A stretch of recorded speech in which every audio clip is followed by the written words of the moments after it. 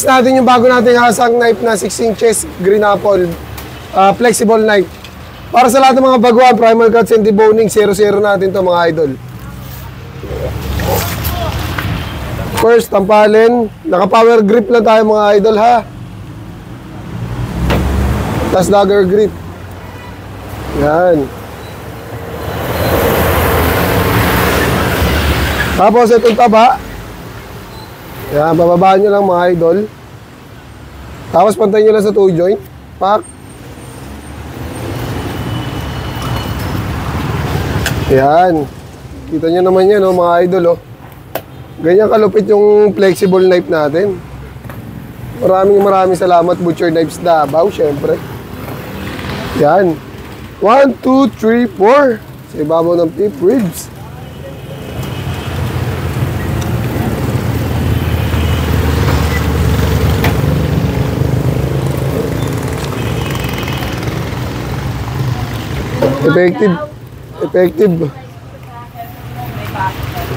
Effective. Effective yung gantong hasa mga idol.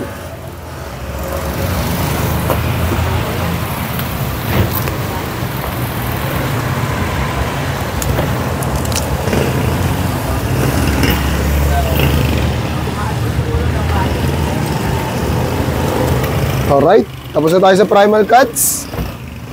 Yan, dito naman tayo sa may deboning mga lodi. So ito, pwede kayo mag-adjust dyan, 1 inch. Ito, sandaliri. Tapos dito nyo yung knife nyo, half inch lang yung joint. Hiwain nyo lang dyan mga lods. Yan, hiwain nyo papunta sa may joint. Pak, pag matigas pa, wala pa kayo sa joint, angat nyo lang, pak.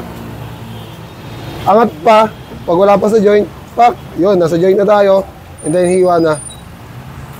Ganyan lang mga idol. Huwag nyo lang papuwersahin kasi pag pinuwersa nyo, tapos nabuto kayo, hindi nyo talaga matatanggal sa joint yan. Okay? So ito, dahil walang buntot, ito nakatapat sa ating buto. Ito yung palatandaan natin, dito lang sa baba. Okay?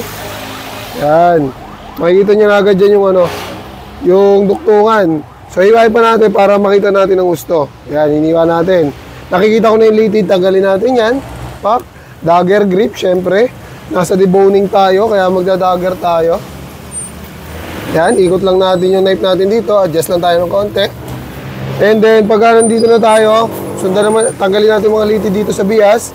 Sundan natin yung buto rito palabas. Yan. Tapos pwede na natin matanggal itong pelvic bone, mga lodi. Lalagyan lang natin ng laman yan, syempre, mga lods. Yan o, grabe o.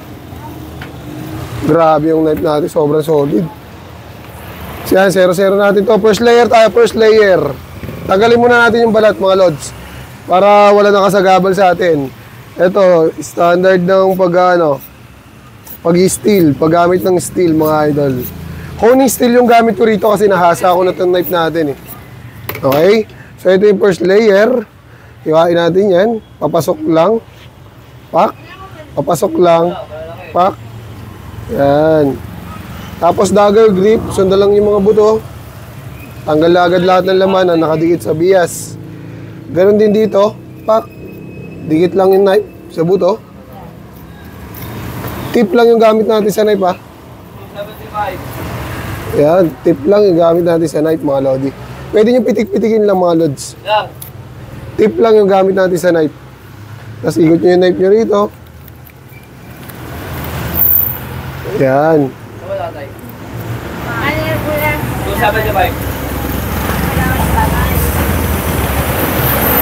Dahan-dahanin nyo lang mga lods kasi ang importante dyan magawa nyo maayos. Alright? So tapos na tayo sa ham leg. Ito, lalagyan natin ng malaking laman.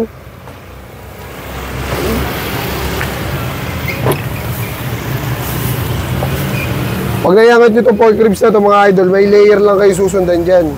Tapos dito sa neck, huwag kayo malilito dyan. Kasi pag ganyan lang yung neck na yan, kailangan matanggal nyo yan bago kayo pumunta rito sa may pork ribs. Okay? Para pag nandito na kayo, syempre makikita nyo dyan yung buto, adjust nyo lang yung knife nyo. Adjust nyo lang yung hiwa nyo.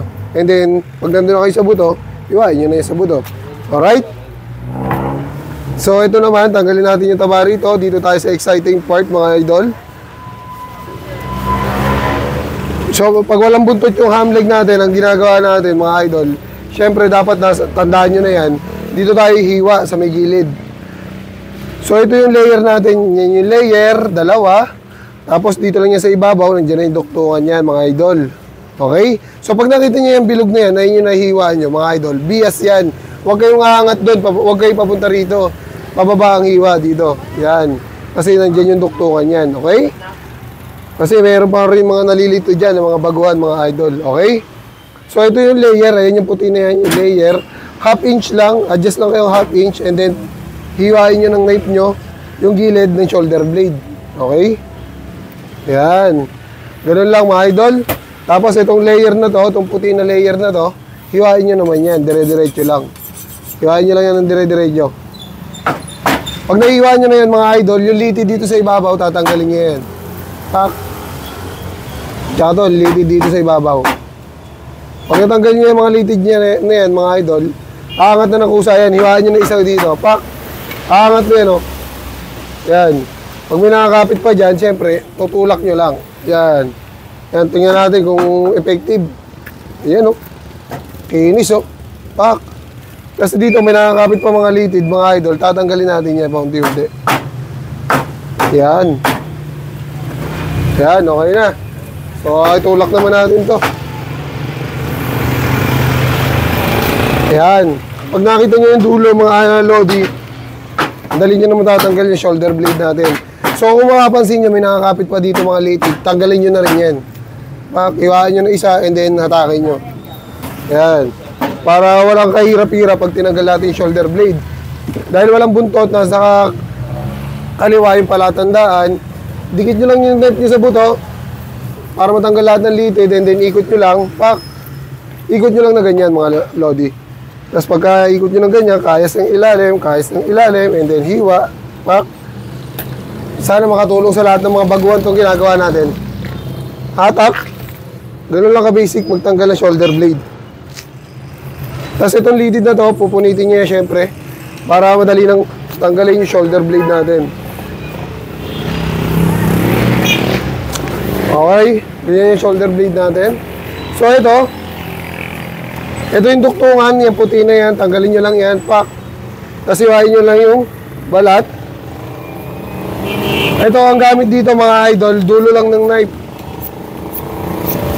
Dulo lang ng knife. Ito, hiwain nyo itong puti na to. Pak. Pag nahiwa nyo yung puti na yan, pak. Okay, nakita na natin yung bias. Dahil nakaangat yung bias natin, paangat yung hiwa, dulo lang ng knife. Didikit nyo lang, and then dire-diretso lang. Alright? Ganon din dito sa kabila.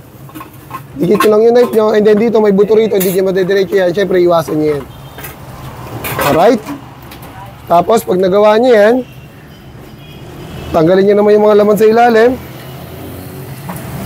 Yan. Pag natanggal nyo yung laman sa ilalim, diretso nyo na sa ilalim yung sigo yan. Ganyan lang ka-solid yung Vikensen Green Apple handle natin. Maraming salamat and peace out.